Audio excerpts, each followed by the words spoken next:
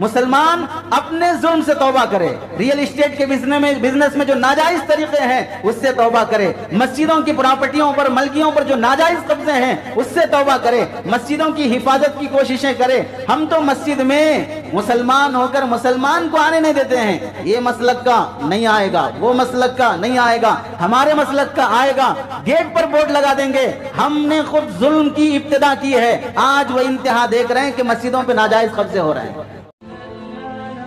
Thanks for watching.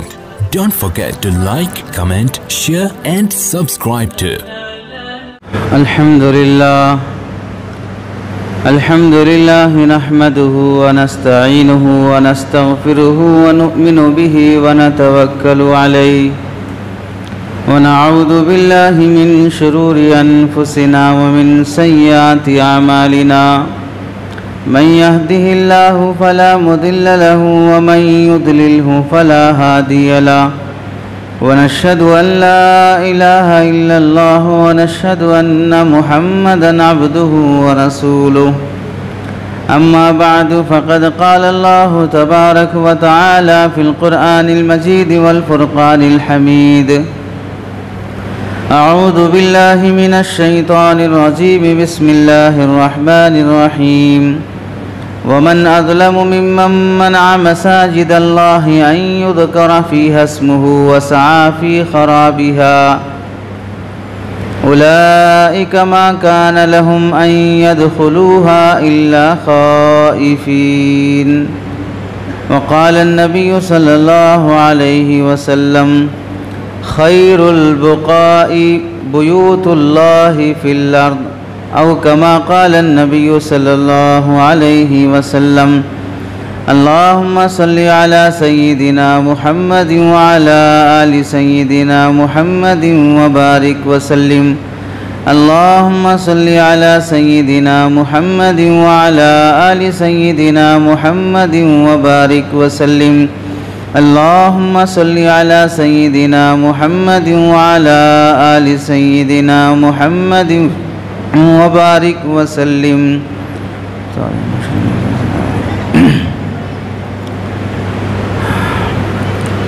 मेरे मोहतरम अज़ीज़ों, बुज़ुर्गों और दोस्तों, कुरान मजीद की आयत और हदीस पाक की रोशनी में आप हज़रात के सामने जो बात अर्ज़ करनी है वो गुज़िश्ता जुमा का मज़मून बाक़ी रह गया था, उसी की तकमील है। गुज़िश्ता जुमा ये बात आई थी कि ज़मीनात का कारोबार, रियल इस्टेट का कारोबार और उसमें होने वाले नाजायज़ कब्ज़े और उसमें होने वाले नामुनासिब और नाजायज़ तरीक़े, उसी की तकमील के साथ साथ मौजूदा हालात में ये इल्ज़ाम और ये बेबुनियाद बातें कि फ़लाँ मस्जिद असल में मंदिर थी, फ़लाँ मस्जिद में शिवलिंगम पाया गया, दरअसल वो मंदिर थी, मुसलमानों ने कब्ज़ा कर लिया। अजमेर शरीफ में फ़लाँ अलामत पाई गई, इस वास्ते वो दरअसल मंदिर थी, लोगों ने उसे कब्ज़ा करके दरगाह बना दिया। इस तरह के बेबुनियाद झूठे इल्ज़ामात, बेवकूफ़ी, हिमाकत, ज़िद, हठधर्मी, इंसानियत से गिरी हुई हरकतें जो एक हैवान और एक जानवर करने पर राज़ी हो सकता है, एक इंसान ऐसी हरकतें करने पर राज़ी नहीं हो सकता, लेकिन आजकल वो आम है। उस मुताल्लिक़ कुछ बातें आप हज़रात के सामने अर्ज़ की जाएंगी। कुरान मजीद की आयत में अल्लाह रब्बुल इज़्ज़त इरशाद फरमाते हैं, वमन अज़लमु मिम्मन मना मसाजिद अल्लाहि अन युज़करा फ़ीहा इस्मुहु, उससे बड़ा जालिम कौन होगा जो अल्लाह के घरों को रोक दे, अन युज़करा फ़ीहा इस्मुहु, कि उसमें अल्लाह का नाम लिया जाए, वसआ फ़ी खराबिहा, और अल्लाह के घरों को वैरान करने और उन्हें बर्बाद करने के दर पे आ जाए, बदनीयती के साथ अल्लाह के घर में दाखिल होने का कि बेबुनियाद और गिरी हुई हरकत करे, अल्लाह फरमाते हैं उससे बड़ा जालिम कोई नहीं हो सकता। अल्लाह की बनाई हुई दुनिया में, अल्लाह की धरती पर अल्लाह के घर को ख़त्म करना चाहे। तफसीर में लिखा है कि यहाँ अल्लाह के घर से रोकने से मुराद ये है, एक तो अल्लाह के घर में मस्जिद में नमाज के लिए, इबादत के लिए आने से रोकने वाला भी बड़ा जालिम है, और दूसरा अल्लाह के घर को शहीद कर देना, नाहक तरीक़े से उसे ढा देना, ये भी बड़ा जुल्म है अल्लाह के नज़दीक। दूसरी आयत में अल्लाह फरमाते हैं अन्नल मसाजिद लिल्लाही, मस्जिदें अल्लाह के लिए हैं और उसमें तुम अल्लाह की इबादत के अलावा किसी की इबादत न करो। फला तदउ मअल्लाहि अहदा, मस्जिद में सिर्फ तौहीद वाली बात होगी, शिर्क वाली हरकतें नहीं होंगी। इस आयत में अल्लाह साफ फरमाते हैं मस्जिदें अल्लाह की हैं। जिस तरह आपकी गाड़ी आपकी है, आपका घर आपका है, आपकी बीवी आपकी है, कोई जालिम बेवकूफ़ पागल किस्म का इंसान आपकी गाड़ी की तरह उसकी गाड़ी थी और वो गुम हो गई, अब वो गाड़ी आपकी देखकर ये दावा करने लगा कि ये मेरी गाड़ी है। मेरी गाड़ी नहीं है, ये गाड़ी की तरह उसकी गाड़ी थी लेकिन वो गुम हो गई। अब दूसरे की गाड़ी में अपनी अलामतें तलाश करके मेरी गाड़ी होने का दावा करना, अगर ये सिलसिला चलता गया तो फिर अगर किसी की बीवी इंतकाल हो जाए और लोगों में मशहूर है दुनिया में 7 इंसान, दुनिया में इंसानों की शक्लें 7 इंसानों की शक्लें एक तरह से मिलती जुलती होती हैं। कभी भाई की शक्ल वाले 2-4 मिल जाएंगे, कभी साले साहब की शक्ल वाले 2-4 मिल जाएंगे। तो अब सड़क में कोई आम आदमी जा रहा है, उसे पकड़ के ये दावा करने लगा कि आप मेरे साले हैं और आपकी बहन मेरी बीवी है। अगर बीवी का इंतकाल हो गया, दूसरे की बीवी अपनी बीवी की तरह दिखती है, अब अपनी बीवी इंतकाल हो जाने पर दूसरे की बीवी को पकड़ के दावा करना कि मेरी बीवी है, तो जाहिर सी बात है उसे पागल और बेवकूफ़ कहा जाएगा। और इस दावे का मुकद्दमा सुनने के लिए जो जज बैठेगा उसे सबसे बड़ा उल्लू और अहमक कहा जाएगा। ये ऐसा मुकद्दमा है जिसका केस सुना ही नहीं जाएगा। जब सारी दुनिया ये जानती और ये कहती है कि फ़लाँ की गाड़ी फ़लाँ की है, फ़लाँ की बीवी फ़लाँ की है, निकाह के मौके पर काजी साहब मौजूद थे, 2 गवाहान मौजूद थे, वकील साहब मौजूद थे, सारा मजमा मौजूद था, हज़ारों के सामने फ़लाँ का निकाह फ़लाँ से कराया गया और उसके बाद निकाह नामा दिया गया, मैरिज सर्टिफिकेट दी गई। ये सब होने के बाद अगर कोई आदमी बाहर से चलता हुआ आकर आपकी बीवी के बारे में ये कहे कि मेरी बीवी है और जज साहब बैठे हैं, ठीक है एक बार सर्वे करो, देखो हम देखते हैं तुम्हारी है या उसकी है, तो जज साहब की अकल पर मातम करने की ज़रूरत है, अदालत पर मातम करने की ज़रूरत है कि जब इतने सारे दलाइल तुम्हें दिख रहे हैं कि बेटी का बाप बोल रहा है, बेटे का बाप बोल रहा है, सारा मजमा बोल रहा है, मैरिज सर्टिफिकेट बोल रही है कि ये इसकी बीवी है, लेकिन जज साहब बोल रहे नहीं मैं असरे नौ इन्वेस्टिगेशन करूँगा, मैं असरे नौ तहकीक करूँगा। तो फिर ये इस तरह के झूठे दावों का अगर सिलसिला अदालतें भी राज़ी हो जाएं असरे नौ तहकीक करने पर, फिर वो दिन दूर नहीं है कि इन्हीं गलीज़ फितरत लोगों में से कोई ना कोई ऐसा पैदा होगा जो ऐसे जालिमाना फैसले करने वालों की बीवियों पर भी दावा करेगा, ऐसे जालिमाना फैसला करने वालों की प्रॉपर्टियों पर भी दावा करेगा। उस दिन जब अकल आएगी कि हाँ हमने पहले ही दिन गलती कर दी थी, जालिम को छूट दे दी थी, इस वास्ते उसका जुल्म आज मेरी दहलीज तक नहीं मेरे बेडरूम तक आ गया है।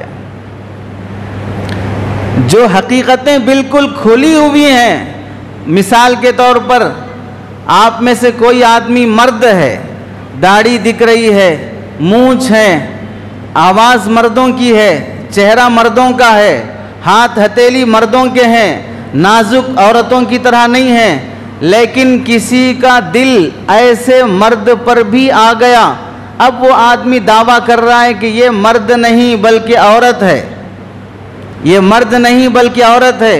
क्यों? इसकी आंखें औरत से मिलती जुलती हैं, इसके कान के अंदर का हिस्सा औरत से मिलता जुलता है, इसके रान का हिस्सा औरत से मिलता जुलता है।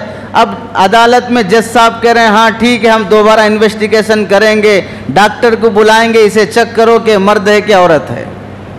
तो क्या ऐसे डॉक्टर को ऐसे जज को जज कहा जाएगा या बेवकूफ़ और पागल कहा जाएगा? तुझे इसके मूंछ नहीं दिखते, इसकी दाढ़ी नहीं दिखती, इसकी आवाज़ नहीं दिखती, इसका डील डोल नहीं दिखता है कि मर्दों की तरह, लेकिन फिर भी तुम दोबारा उस पर इन्वेस्टिगेशन कराना चाह रहे हो कि नहीं मैं दोबारा देखना चाहता हूँ।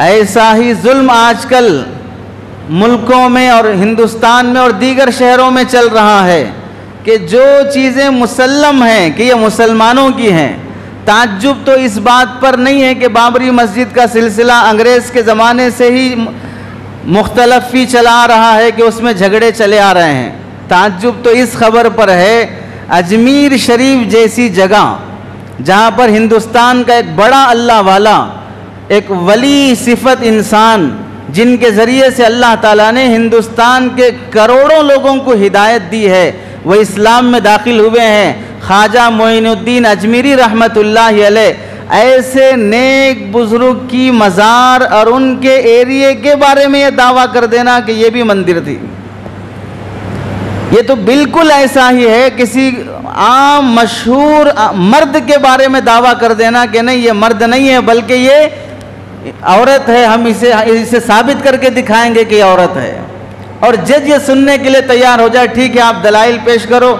वो बेचारा जो कठेरे में खड़ा है वो पुकार के कह रहा है कि भाई मैं मर्द हूँ, मैं मर्द हूँ, लेकिन दूसरे दो लोग आपस में लड़ रहे हैं, ये दलाइल दे रहा है कि नहीं ये औरत है, वो दलाइल दे रहा है कि नहीं ये मर्द है। मर्द के मर्द होने के बारे में खुद उसकी गवाही, उसका बोल काफ़ी है, दूसरे क्या गवाही देंगे? अजमेर शरीफ जैसी जगह के मुसलमानों के होने के लिए खुद वो जगह काफ़ी है, लेकिन उस पर भी किसी न किसी अलामत की वजह से, जाहिर सी बात है अगर भगवा रंग तरबूज के अंदर दिखे, संतरे में दिखे, किसी और चीज़ में दिखे तो आप उन सब चीज़ों को हिंदू मानेंगे और फिर उन सब की पूजा करना शुरू कर देंगे, उन सब को मंदिर में पहुंचाएंगे, मार्केट में उसका बयान कर देंगे कि ये खरीदी बेची नहीं जाएंगी, हमारे भगवान को खरीद रहे हैं, इस वास्ते आज से संतरा नहीं बेचा जाएगा, आज से तरबूज नहीं बेचा जाएगा। ऐसी हिमाकत वाली बातें हैं कि सुनने के लिए भी तैयार नहीं होना चाहिए था, लेकिन जब इंसान की अकल की जगह गोबर हो, इंसान इंसानियत सोचने की जगह पर जुल्म और बर्बरियत हो, तो फिर उस सूरत में उसे कोई हक दिखाई नहीं देता, दिन के उजाले में सूरज की रोशनी दिखाई नहीं देती, मजलूम की आहें और बद्दुआएं दिखाई नहीं देती। एक काली पट्टी तो अदालत की देवी और इंसाफ की माता पे बंधी हुई है ही, लेकिन उन जजों की अकल पर भी ये मातम की पट्टी बंधी हुई रहती है। उसके अलावा अहम चीज़ ये है, हज़रत शेख सादी रहमतुल्लाहि अलैह ने अपनी किताब गुलिस्तान में लिखा है, एक बादशाह बीमार हो गया, बीमार होने के बाद हकीम के इलाज में ये तय हुआ कि बादशाह उस वक्त सेहत पाएंगे जब किसी 8-10 साल उम्र वाले बच्चे का कलीजा निकाल कर उसके ज़रिए से जब दवाई बनाई जाएगी, वो दवाई से बादशाह अच्छा हो सकता है। अब बादशाह ने अपनी जान बचाने के लिए गरीब घराने की तलाश किया जिसका गुजारा मुश्किल था। उन्हें खूब माल दौलत दिया और उनसे ये सौदा किया कि ये दौलत ले लो और अपना बच्चा मुझे दे दो। माँ बाप गुर्बत और फाके की वजह से गुजारा मुश्किल था, बच्चे का सौदा कर दिया। अब दिन मुतय्यन हो गया कि फ़लाँ दिन बच्चे को ज़बह करके उसका कलीजा निकाल कर दवाई बनाई जाएगी। जब वो दिन आ गया, बादशाह के सामने बच्चे की पेशी हुई। बादशाह ने बच्चे से पूछा कुछ कहना है? तो बच्चे ने कहा बादशाह जहाँपना कुछ नहीं कहना है, कुछ नहीं कहना है, इस वास्ते कि अगर मुझ पर मेरे महल्ले में रहने वाले बच्चे जुल्म करते तो मैं माँ बाप से कहता था, लेकिन जब यहाँ माँ बाप ही जालिम हैं और माँ बाप को जालिम बनाने वाला हुक्मरान भी जालिम है, तो अब मैं किसी के सामने कुछ बोलूं तो फ़ायदा क्या होगा, मेरी कौन सुनेगा। बच्चे ने जब ये बात कही तो बादशाह की अकल ठिकाने आ गई और उसने कहा कि एक मासूम बच्चे को मेरी जान बचाने के लिए कत्ल करना ये अकल की बात नहीं है। बच्चे को दरगुजर कर दिया, यानी बच्चे का कत्ल माफ़ कर दिया और फिर उनके वालिदैन को जो माल दौलत दिया था वो भी माफ़ कर दिया। अल्लाह ताला ने वहाँ उस बच्चे की दुआ पर उस हाकिम और हुक्मरान की सेहत और शिफा के फैसले फरमाया। हज़रत शेख सादी लिखते हैं, जब हुक्मरान खुद जालिम हो जाए, जिसके पास केस और मुकदमा जा रहा है वो खुद जालिम बन जाए, तो फिर फरियाद कौन सुनेगा, कौन मुकदमात लड़ने के लिए आगे बढ़ेगा। जब ऊपर से ही ऐसे इशारे मिल जाएं, फलां जगह दावा करो, फलां जगह दावा करो, उसके बाद केस आएगा, हम ही फैसला करने वाले होंगे, उसके बाद चलेगा, ऐसे इशारे मिल जाते हों तो वहाँ किसकी फरियाद सुनी जाएगी। दरअसल जालिमों का जुल्म जो मस्जिदों की प्रॉपर्टियों पर और मस्जिदों पर हो रहा है, उससे पहले हमें अपने जुल्म का जायज़ा लेना चाहिए कि हमने कितना जुल्म किया है रियल एस्टेट के बिजनेस में। मस्जिदों की प्रॉपर्टियों पर हमारे जुल्म की दास्तान कितनी है। अब अगर कोई आदमी बाबरी मस्जिद पर अपना केस लड़कर उसे मंदिर बनाने का फैसला कर ले, वो जालिम है। उस मस्जिद के तहत में एकड़ों ज़मीन है, वो ज़मीन सारी की सारी मंदिर की हो जाए, वो भी जालिम है। ज्ञानवापी मस्जिद में दावा शुरू हुआ, नतीजा अल्लाह के हाथ में है। अब वो अगर खुदा न करे वैसा ही फैसला हो जो बाबरी मस्जिद का हुआ, इतना तो तय है, हम में से कोई कुछ नहीं कर सकता सिवाय चीखों पुकार के, सिवाय रैलियों के, सिवाय तहरीक के, कुछ नहीं कर सकता है। अब यही करना बाकी रह गया। अब अगर ये भी नहीं करेंगे तो इससे बड़ी बेहिसी कुछ भी नहीं हो सकती है।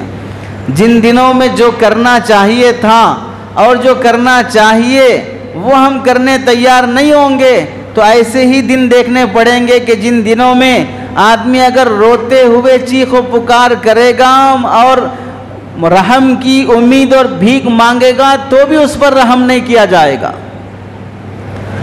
इन लोगों का इस तरह झूठे दावे करना वाक़यतन जुल्म है। लेकिन बताओ, इनके दावों से पहले हिंदुस्तान की कितनी मस्जिदों की प्रॉपर्टियां ऐसी नहीं हैं जिस पर खुद मुसलमान कब्जा किए हुए हैं।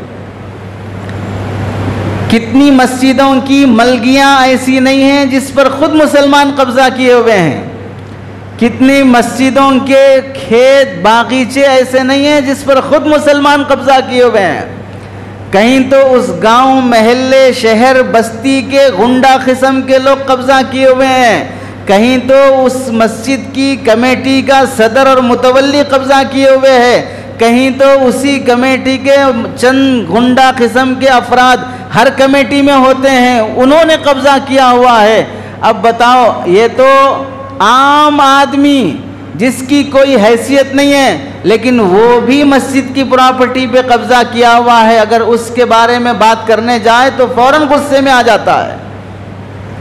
अगर दुश्मन बाबरी मस्जिद और उसकी प्रॉपर्टी पे कब्जा करके मंदिर बना ले तो वो जालिम है, और मुसलमान आम मस्जिदों की प्रॉपर्टियों पे कब्जा करके उसे हड़प ले तो वह ऐन इंसाफ है, कोई जुल्म नहीं है। इस जुल्म का हिसाब देना नहीं पड़ेगा। तो क्या बईद है कि जब अल्लाह ने ये देखा मेरे घर और मेरे घर की प्रॉपर्टियां खुद मेरे ही मानने वाले बंदे और मेरी मस्जिद में आने वाले मुसलमान ही नाजायज कब्जे करने लगे, तो फिर ऐसे जालिमों को मैं अपना घर क्यों दूं? अल्लाह ने उस सज़ा के तौर पर कहीं ऐसा ना हो कि हमसे मस्जिदें छीनने का फैसला कर रहे हों, उसकी सज़ा के तौर पर कहीं अल्लाह ताला हमसे मस्जिदें छीनने का फैसला ना कर रहे हों। कितने मुसलमानों ने मस्जिद की प्रॉपर्टियों पर नाजायज कब्जा करके अपनी नस्लों को पाला है। जाती मकान 1 2 नहीं 10 2 4 8 10 बन गए। कहाँ रहकर? मस्जिद की ज़मीनों पे नाजायज कब्जा करके, औकाफ की ज़मीनों का नाजायज कब्जा करके और उसे बेचकर।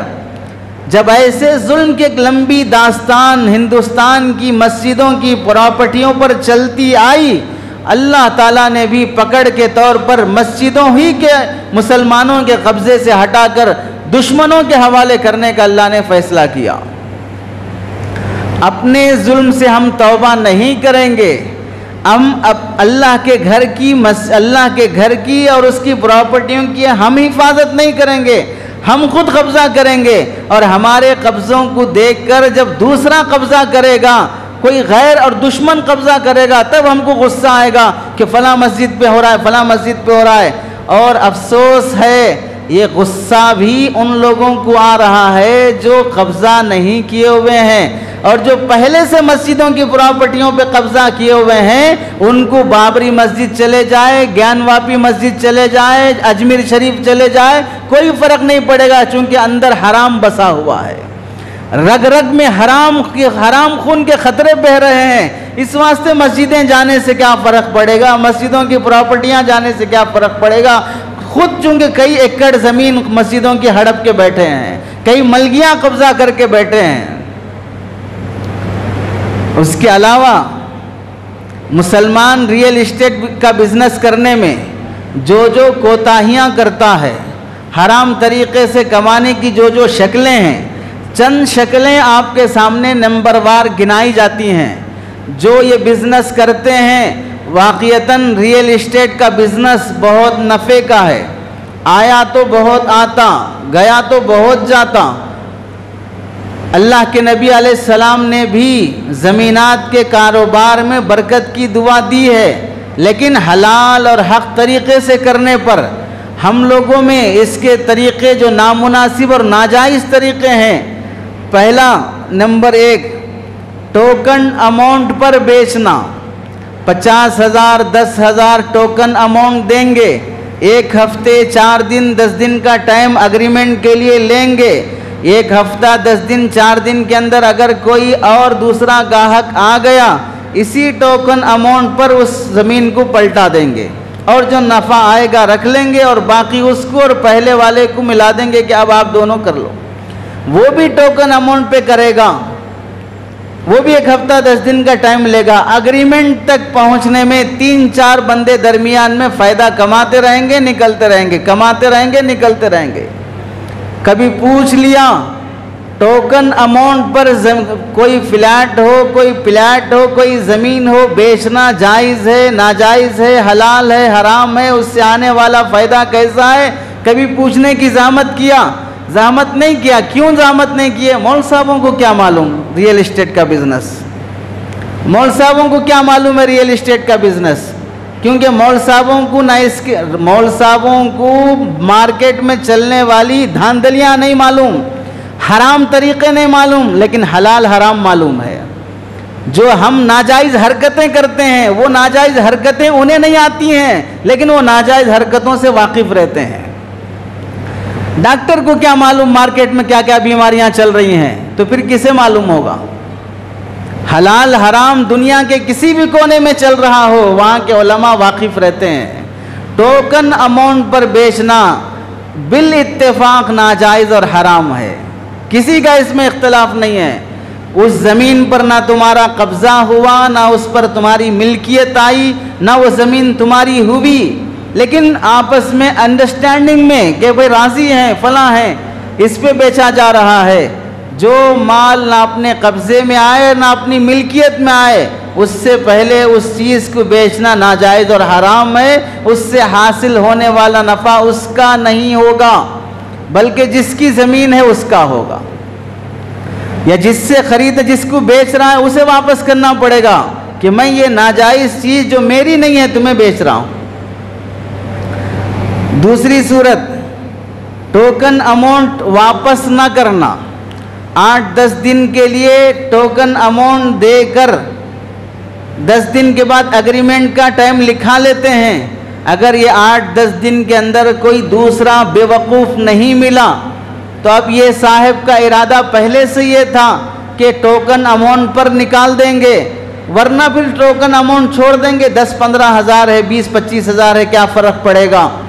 तो इसलिए टोकन अमाउंट कभी एग्रीमेंट नहीं हो सका, दूसरा ग्राहक नहीं मिल सका, तो जिसको टोकन अमाउंट दिया गया है वो बंदा वो पैसे वापस नहीं करता। देने वाले को भी मालूम होते हैं कि अब ये पैसे वापस नहीं आते, तो फिर ये पैसे गए कहाँ पर। 15-20 हज़ार टोकन अमाउंट के बदले में देने वाले को क्या मिला? कुछ भी नहीं मिला। और लेने वाला किसके बदले में पैसे ले रहा है? ज़मीन बेचने वाला टोकन अमाउंट के पैसे जो वापस नहीं कर रहा है, कि इसके बदले में उसने क्या चीज़ दिया है?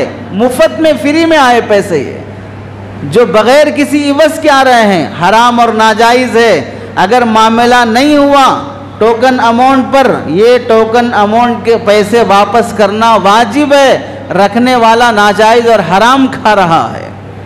तीसरी सूरत, बाज़ मर्तबा बेच देने के बाद टोकन अमाउंट पर जब मामला हो गया, 10 दिन के बाद एग्रीमेंट होगा, बेचने वाले का इरादा ही बदल जाता है कि अब मुझे नहीं बेचना है। बुलाने वाले खरीदने वाले को बुला के कहता है कि ये टोकन अमाउंट रख लो, मैं अपनी ज़मीन नहीं बेचूंगा। तो अब ख़रीदने वाला कहता है कि ऐसा नहीं चलेगा, जितना टोकन अमाउंट दिया हूँ उससे डबल देना पड़ेगा। टोकन अमाउंट 20 हज़ार दिया हूँ तो 40 हज़ार देना पड़ेगा। 1 लाख दिया हूँ तो 2 लाख डाल के देना पड़ेगा, वरना नहीं लूँगा। अब अपनी ज़मीन बचाने के लिए डबल करके उसे टोकन अमाउंट वापस करना पड़ता है। तो यहाँ पर लेने वाला हराम कर रहा है। ये डबल अमाउंट तुम ले रहे हो, इसके किसके बदले ले रहे हो? क्या चीज़ तुमने सामने वाले को दी है? ये हराम और नाजायज़ है। चौथी सूरत, एग्रीमेंट पर बेचना। एग्रीमेंट पर बेचने के सिलसिले में उलमा का इख्तिलाफ है। बाज़ उसे जायज़ भी कहते हैं, बाज़ उसे नाजायज़ कहते हैं। जायज़ वाली सूरत ज़्यादा राजे है। एग्रीमेंट पर बेचने की गुंजाइश है, बेच सकते हैं। 5वीं सूरत, एग्रीमेंट के लिए 3 महीने, 5 महीने, 4 महीने टाइम लिया जाता है और 1/4 पैसे दिए जाते हैं। 20 लाख की ज़मीन है, 5 लाख दे देंगे, 3 महीने का टाइम ले लेंगे। 3 महीने के अंदर अंदर अगर रजिस्टर नहीं हुआ तो फिर ये एग्रीमेंट के पैसे भी चले जाने का डर होता है कि एग्रीमेंट के पैसे वापस नहीं आएंगे। उसे वसूल करने के लिए फिर एक लंबा टाइम गुजरेगा। बाज़ तो वापस नहीं करते, बाज़ उसमें पकड़ के वापस करते हैं। बाज़ उसमें ऐसा भी होता है कि अगर बेचने वाला नहीं बेचना चाहे और ज़मीन वापस कर देना, ज़मीन रख ले के पैसा वापस कर देना चाहे तो ख़रीदने वाला एग्रीमेंट के डबल पैसे लेता है। ये सब सूरतें नाजायज़ और हराम हैं। एग्रीमेंट पर भी अगर ज़मीन नहीं बिकी, रजिस्टर नहीं हुआ, तो ज़मीन वाले को उसके एग्रीमेंट के पैसे वापस करना पड़ेगा। 3 महीने जो मेरा टाइम वेस्ट हो गया, टाइम का कोई बदल नहीं होता है। वैसे तुम ज़िंदगी भर टाइम वेस्ट करने के लिए पैदा हुए हो, ये 3 महीने के टाइम से तुम्हारा क्या वास्ता। तो टाइम के बदले 5 लाख रुपए रोक के रखने की इजाज़त नहीं होगी। एग्रीमेंट का पैसा डबल करके वसूल करने की इजाज़त नहीं होगी। और एक सूरत, बहुत से होशियार लोग ऐसी ज़मीन दिखाते हैं गोया कि वो जन्नत की ज़मीन है, बहुत खुशनुमा ज़मीन है। लेने के 6-7 महीने के बाद ही डबल तिरबल तुम्हें नफ़ा आ जाएगा, हम बेच के देंगे तुमको, बस तुम ले लो। अब 6 महीने के बाद डबल तिरबल नफ़ा दिलाने वाला अक्लमंद खुद क्यों नहीं ले लेता, दूसरे को क्यों दिला रहा है? इतने खैरखा लोग मार्केट में कब से पैदा हो गए। बाद में जब वो ज़मीन ख़रीद ली जाती है तो पता चला वो ज़मीन रजिस्टर ही की नहीं थी, रजिस्ट्री की ज़मीन ही नहीं थी, वो तो पट्टे की या कोई और ज़मीन थी जो सरकारी ज़मीन थी, उसका तो रजिस्टर ही नहीं होता। और उसे साहब क्या बोलकर दिलाए हैं, 6 महीने में डबल तिरबल नफ़ा आएगा, जो पैसा लगाया था वो भी चला गया। इस तरह झूठ बोलकर वो ज़मीन जो रजिस्टर नहीं होती है उसका कारोबार करना नाजायज़ और हराम है। 8वीं सूरत, और बहुत से दरिया दिली रखने वाले लोग, सबको देकर जीने वाले लोग क्या करते हैं, एक ही ज़मीन इसको भी देते, उसको भी देते, उसको भी देते हैं। बहुत बड़ा दिल है, इस वास्ते एक ही ज़मीन है, इसको भी बेचा, उसको भी बेचा, उसको भी बेचा। बड़े दिल वाले साहब हैं, और चारों का हराम पैसा अपने ख़ानदान में लाया। अब बिल्डिंगें खड़ा कर रहा है, फलां कर, अब क्या होगा, वो केस करेगा, वो केस करेगा, वो केस करेगा, देखेंगे चलता रहेगा जब तक चलेगा। हराम की प्रॉपर्टियां जमा होती रहेंगी। और एक सूरत, बाज़ मर्तबा ज़मीन दिखाकर अग्रीमेंट करवा दी जाती है, रजिस्टर होने के टाइम पे बोलते हैं नहीं वो कुछ मसला निकल आया, फलां हो गया, अब ये ज़मीन नहीं, वो ज़मीन आपको देंगे। मजबूरन अपना अग्रीमेंट का पैसा बचाने के लिए अच्छी ज़मीन देखकर जो इंतखाब किया था वो छोड़कर घटिया ज़मीन आदमी लेने पे मजबूर हो जाएगा। और बाज़ मर्तबा मालूम है कि ये ज़मीन पे केस चल रहा है, कोर्ट में केस है, लेकिन फिर भी ऐसा कागज़ दिखाएंगे कि कोई केस नहीं है, कुछ भी नहीं है, आप ले लिए तो 3 महीने के अंदर पूरा मसला हल हो जाता। ले लिए, लेने के बाद मालूम हुआ कोर्ट में केस चल रहा है, 15 साल हो गए अब तक, लेकिन वहीं ज़मीन अटकी हुई है। बेचने वाला, ख़रीदने वाला, इन दोनों के दरमियान में जो ब्रोकर होते हैं, ये ब्रोकर तो बड़े नेक सिफत फरिश्ते होते हैं। इतनी अच्छी गुफ्तगू, इतनी मीठी गुफ्तगू, इतनी प्यारी गुफ्तगू, गोया एक बाप अपने बेटे और बेटी के बारे में करता है कि तुम्हारा बहुत फ़ायदा होगा, तुम्हारा बहुत नफ़ा होगा, बस ये मैं तुमको बोल के ज़मीन दिला रहा हूँ, किसी और को दिखाया भी नहीं अब तक। ऐसा मीठा बोलकर इधर के का भी पैसा ले लेगा कमीशन का, उधर का पैसा भी ले लेगा कमीशन का, और पतली गली से निकल जाएगा। अब ये दोनों बेचारे 15 साल से इंतज़ार कर रहे हैं, वो केस ज़मीन का हल नहीं हो रहा है। सबसे ज़्यादा मक्कार तो ब्रोकर होते हैं। शायद के वकीलों के बाद झूठ अगर कोई बोलने में आगे है तो ये ब्रोकर है।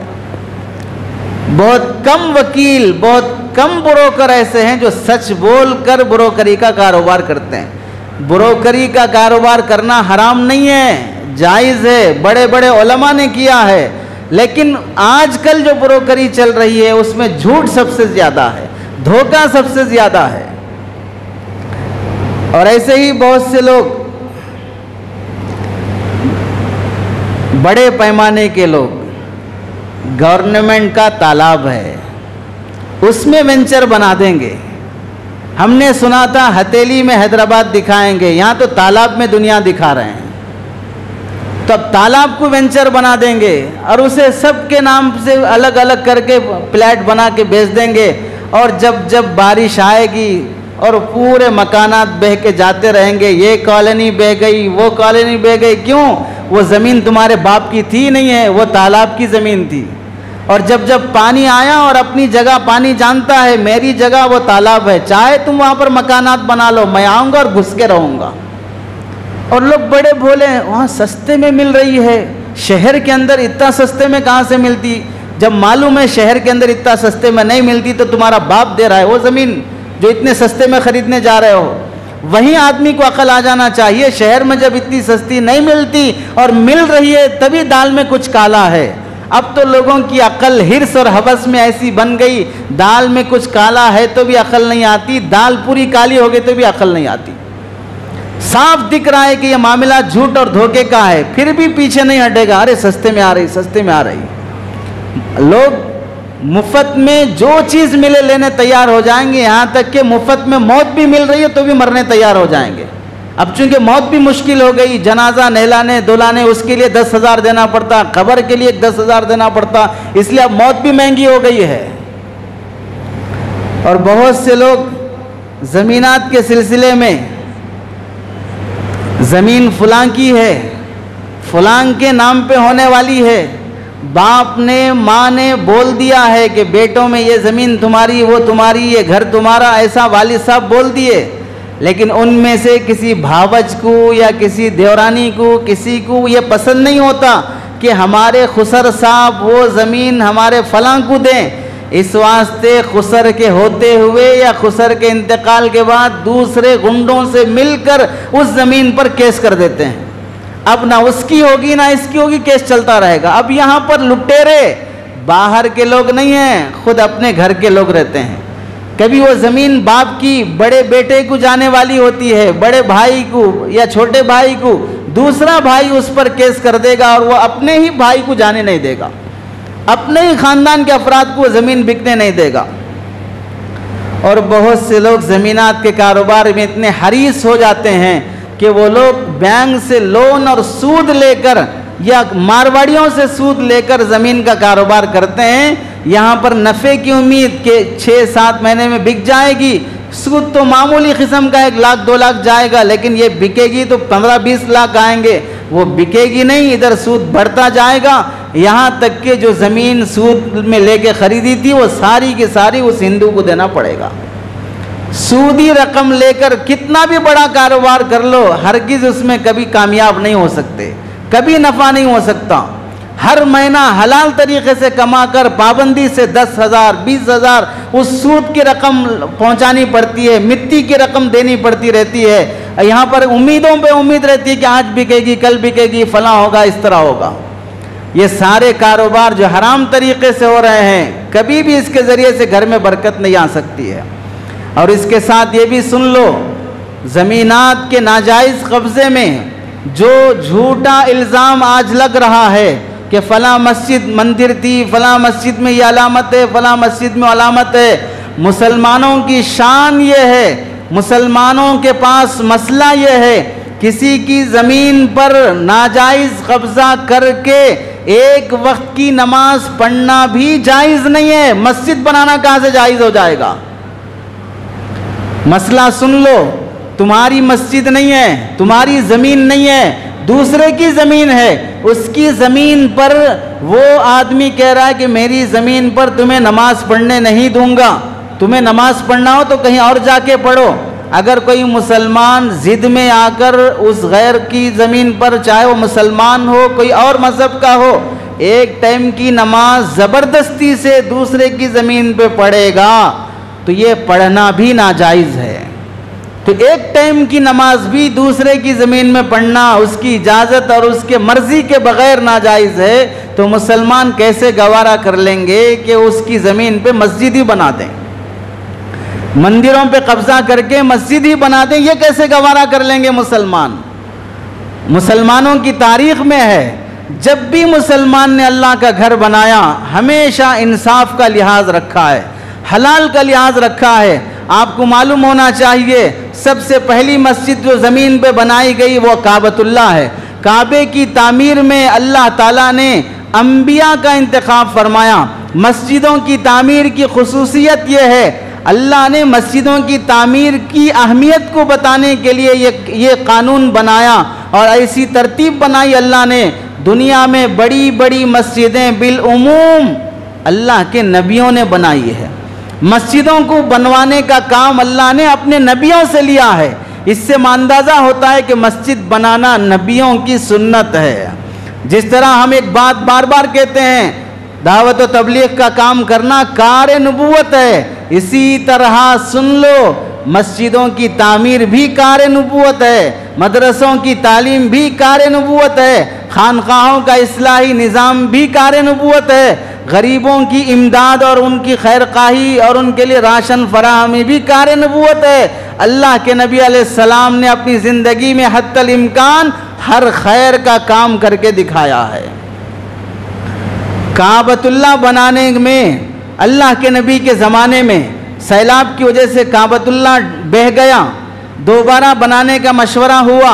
ज़माने जाहिलियत के जाहिलों ने पैसा इकट्ठा करने का मशवरा किया और उसमें ये कानून पास हुआ कि पूरे मक्के में जिससे जो हो सकता है काबा बनाने में पैसा जमा करे, लेकिन शर्त ये है वो हलाल पैसा हो, हराम पैसा हरगिज़ ना लाए। जाहिलियत के ज़माने के उस ज़माने के काफिरों ने काबतुल्लाह बनाते हुए हलाल हराम की तमीज़ का लिहाज रखा। हलाल पैसे इतने जमा नहीं हुए कि पूरे काबा की तामीर की जा सके, तो उन्होंने मशवरा किया जितना हलाल है उतना ही बनाएंगे, लेकिन हराम के पैसों से काबा नहीं बनाएंगे। इस वास्ते हतीम की दीवार को छोड़ दिया कि ये बनाने के लिए उनके पास हलाल पैसा नहीं था। जाहिलों के पास हलाल हराम की तमीज़ है, तो क्या इस्लाम आने के बाद यह तमीज़ ख़त्म हो जाएगी कि मुसलमान गैरों की ज़मीनों पे कब्ज़ा करके मस्जिद बनाने की प्लानिंग करेगा? मस्जिद नबवी बनाने का जब मसला आया, अल्लाह के नबी ने जिस ज़मीन का इंतखाब फरमाया वो दो यतीम बच्चे सहल और सुहेल की, जिनके सरपरस्त माज बिन अफरा थे, उन बच्चों के सामने जब बात आई तो उन्होंने कहा हम अपनी ज़मीन हदिये में दे देंगे। अल्लाह के घर की तामीर का मसला है, लेकिन अल्लाह के नबी ने फरमाया नहीं, मस्जिद की ज़मीन यतीम बच्चों से हदिये में नहीं ली जाएगी, ख़रीद कर पैसे दे कर लेंगे। हज़रत सिद्दीक़ अकबर रज़ी अल्लाह तआला अन्हु से फरमाया कि ये ज़मीन के पैसे दे दो और पैसे देकर ज़मीन खरीदो। उसके बाद वहाँ पर मस्जिद नबवी बनाई गई। बैतुल मक़दिस हज़रत याक़ूब अलैहिस्सलाम ने उसकी बुनियाद डाली, हज़रत दाऊद अलैहिस्सलाम उसकी तामीर करना चाहे। जब अल्लाह ताला ने हज़रत दाऊद अलैहिस्सलाम को बैतुल मक़दिस की तामीर करने का हुक्म दिया, तो जिस जगह की तामीर का हुक्म दिया वो जगह एक रिवायत में है कि एक बूढ़ी औरत की थी और एक रिवायत में है कि यतीम बच्चे की थी। हज़रत दाऊद ने उनसे बात किया कि ये ज़मीन दे दो, अल्लाह का घर बनाने का यहाँ हुक्म हुआ है। वो देने तैयार नहीं हुए।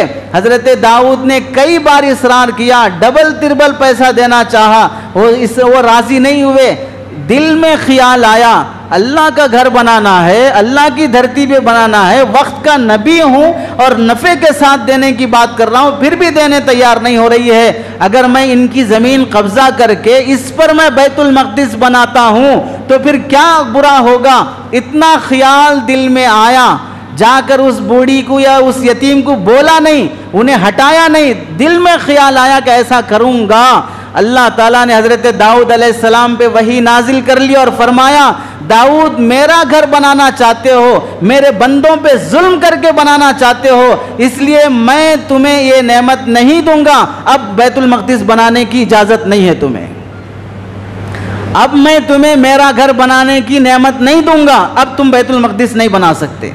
हज़रत दाऊद अलैहिस्सलाम रोते हुए अल्लाह के दरबार में तौबा और माफ़ी मांगी कि अल्लाह मुझसे गलती हो गई, ऐसा ख्याल नहीं लाना चाहिए था, अब मुझे इस नेमत से महरूम रखा है, तो मेरी औलाद को ये तौफीक दे दे कि वो बैतुल मक़दिस बनाए। तो हज़रत सुलेमान अलैहिस्सलाम जो हज़रत दाऊद के बेटे थे, उनके ज़रिए से अल्लाह ताला ने बैतुल मक़दिस की तामीर फरमाई।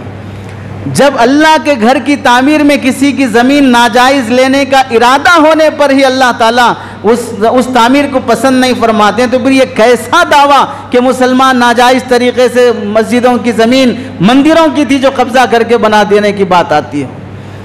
मस्जिद नबवी की तोसी करने का मसला आया, उसे बड़ा करने का मसला आया।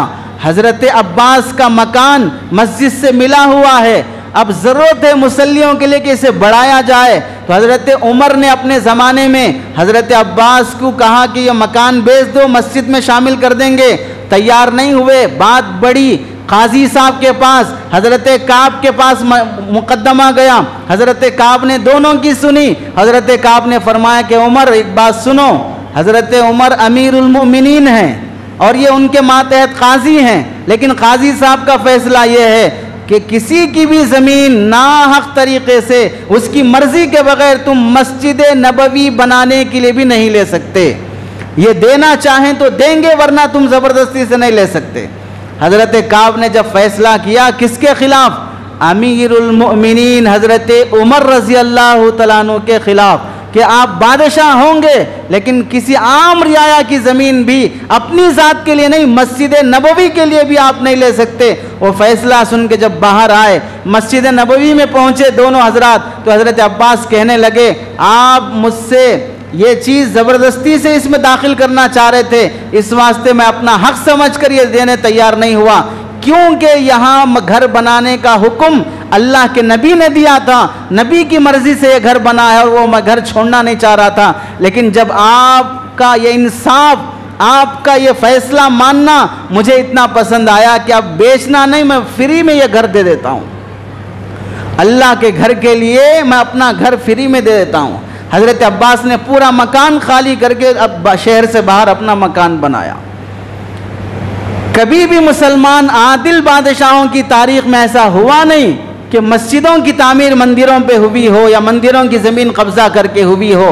माजी में मामूनुर रशीद का बेटा अब्बास नाम का शिकार पे निकला, एक औरत किसी नहर के पास पानी लेते हुए खूबसूरत दिखाई दी, उस पर दिल आ गया और उसने उससे शादी करने का इरादा किया। वो तैयार नहीं हुई। वो घर पहुंचने के बाद उसने अपने कारिंदों को भेजा कि उससे राज़ी करो, राज़ी नहीं हुई तो ज़बरदस्ती किया, उसका घर, उसका मकान, उसकी प्रॉपर्टी सब कब्ज़ा कर लो और उसे बाहर निकाल दो अगर वो मेरे से शादी करने तैयार ना हो। वो बेचारी कमज़ोर थी, शोहर नहीं था, कोई सहारा नहीं था, बाहर निकल गई। 2-4 साल गुजरने के बाद मामूनुर रशीद अदालत में बैठा है। वह औरत अपने 2 बच्चों को लेकर आई और कहने लगी मेरे साथ इंसाफ करो, एक जालिम ने मेरी ज़मीन कब्ज़ा कर ली है, अगर ये इंसाफ यहाँ नहीं होगा तो फिर कल क़यामत के दिन उस जालिम के साथ हाकिम को भी खड़ा करके अल्लाह के दरबार में पेश किया जाएगा। मामूनुर रशीद ने कहा कि उस जालिम का नाम बताओ, कौन तेरे घर पे जुल्म किया है और तेरी ज़मीन कब्ज़ा कर लिया है। तो वह औरत बरमला कहने लगी आपके बाजू बैठा हुआ आपका बेटा अब्बास ये जालिम है, मेरे घर को लूटा है। इतना सुनना था, मामूनुर रशीद ने फौरन अपने बेटे से कहा कि उठो यहाँ से, उस औरत के बाजू जाके खड़े हो जाओ, तुम मुजरिम हो, यहाँ बैठने के काबिल नहीं हो, अब तुम्हारी बात वहाँ से सुनी जाएगी, यहाँ से नहीं सुनी जाएगी। वहाँ उसके बाजू जाके खड़े होकर बात करो। अब जब बात शुरू हुई, मामून से पूछा गया क्यों कब्जा किए, बोलने में हिचकिचा रहा है। इससे जब औरत से पूछा गया, निडर होके जुरात के साथ बोल रही है। दरबार के वजीरों ने कहा कि बादशाह के दरबार में ऐसी जुरात दिखा रही हो, अदब से बात करो। मामूनुर रशीद ने कहा कि खामोश रहो, इसे बोलने दो, ये हक पर है इसलिए ये जरी है और ये मजलूम, ये जालिम है, ये मुजरिम है, इस वास्ते ये हिचकिचा रहा है। और उसके बाद फैसला किया मामूनुर रशीद ने कि अब्बास का महल इस औरत के हवाले किए जाए और अब्बास इसी पूरी बड़ी महफिल में उसके साथ माफ़ी मांगे और अपने पास से 10-20 हज़ार दिरहम निकालकर उस औरत के कदमों में डाला कि मेरा बेटा जुल्म किया, आज उसकी तरफ से मैं तुमसे माफ़ी मांगता हूँ। रियाया में से एक औरत, एक बेवा औरत की ज़मीन पर भी अगर कब्जा हो जाता तो इंसाफ पसंद बादशाहों ने अपने बेटों को भी कठेरे में खड़ा करके इंसाफ का फैसला किया है। ऐसा इस्लाम की तालीम और तहजीब है। और आज ये दावे, झूठे दावे के इस्लाम और मुसलमान मंदिरों पे मस्जिदें बनाने का फैसला करेंगे। सुन लो, इंसान की हिर्स और हवस इतनी है, मौजूदा ज़मीनें काफ़ी नहीं है, मौजूदा मंदिरें इबादत के लिए, पूजा के लिए काफ़ी नहीं है, दूसरे मजहब के मुसलमानों की मस्जिदें अब इबादत के लिए होनी चाहिए। जो पहले से ऑलरेडी हैं वो मंदिरें सही हिफाजत में आ जाती, वहाँ पूजा पाठ सही हो जाता तो काफ़ी था। इस पे जो हिर्स की निगाहें पड़ी हुई है ज़मीनों पे कब्जा करने के, इसकी मिसाल ऐसी है कि बादशाह ने ऐलान किया कि तू सुबह सुबह बगैर नाश्ते के मेरे पास आ जा और जितनी दूर तक तू दौड़ते हुए जाएगा उतनी ज़मीन तेरे हवाले नाम कर दी जाएगी। बगैर नाश्ता किए हुए आया, दौड़ना शुरू किया, दोपहर तक एक लंबी मसाफत तय किया, रुक जाना चाहिए था, ख्याल आया और भागूंगा तो और ज़मीन मिलेगी, और भागा, असर तक भागते गया, और भागूंगा तो और ज़मीन मिलेगी। भागते भागते जब सूरज गुरूब होने लगा तो इसकी ज़िंदगी का सूरज भी गुरूब हो गया और वहीं इंतकाल हो गया। वज़ीर आए, वहीं जहाँ उसकी मौत आई 2 गज ज़मीन खोद कर गड़ा, उसे दफना दिया। बादशाह के पास आने के बाद पूछा क्या हुआ, कहाँ तक भागा, कितनी ज़मीन उसे चाहिए थी? वज़ीरों ने कहा चाहिए तो उसे 2 गज ज़मीन थी, लेकिन भागा बहुत दूर तक है। चाहिए तो उसे 2 गज ज़मीन ही थी, लेकिन भागा बहुत दूर तक है। ऐसे ही आजकल के हर रियल एस्टेट के हिर्स और लालच रखने वाले और इन दुश्मनों को जो मुसलमानों की मस्जिदों पे कब्जे की बातें कर रहे हैं, तुम्हें 2 गज ज़मीन भी नहीं चाहिए है, तुम तो दफन होना भी नहीं चाहते हो, फिर इन ज़मीनों पे कब्जे की बात क्यों है, मस्जिदों पे कब्जे की बात क्यों है? हर मजहब वाला अपने मजहब की और अपने मस्जिद की हिफाजत करेगा तो हर आदमी सुकून से रह सकता है। मुसलमान अपने जुल्म से तौबा करे, रियल एस्टेट के बिजनेस में जो नाजायज़ तरीके हैं उससे तौबा करे, मस्जिदों की प्रॉपर्टियों पर, मलकियों पर जो नाजायज़ कब्जे हैं उससे तौबा करे, मस्जिदों की हिफाजत की कोशिशें करे। हम तो मस्जिद में मुसलमान होकर मुसलमान को आने नहीं देते हैं, ये मसलक का नहीं आएगा, वो मसलक का नहीं आएगा, हमारे मसलक का आएगा, गेट पर बोर्ड लगा देंगे। हमने खुद जुल्म की इब्तिदा की है, आज वह इंतहा देख रहे हैं कि मस्जिदों पे नाजायज़ कब्जे हो रहे हैं। इस वास्ते अपने जुल्म से तौबा करो। अल्लाह से दुआ है कि अल्लाह अमल की तौफीक नसीब फरमाए। आमीन व आखिरु दावाना अल्हम्दुलिल्लाहि रब्बिल आलमीन। अभी तक आपने मुफ्ती अहमदुल्लाह ऑफिशियल चैनल को सब्सक्राइब नहीं किया है तो सब्सक्राइब कर लें और बेल आइकन को प्रेस कर दें ताकि हमारे हर न्यू वीडियो की नोटिफिकेशन आपको जल्द से जल्द मिल जाए। जज़ाकल्लाह।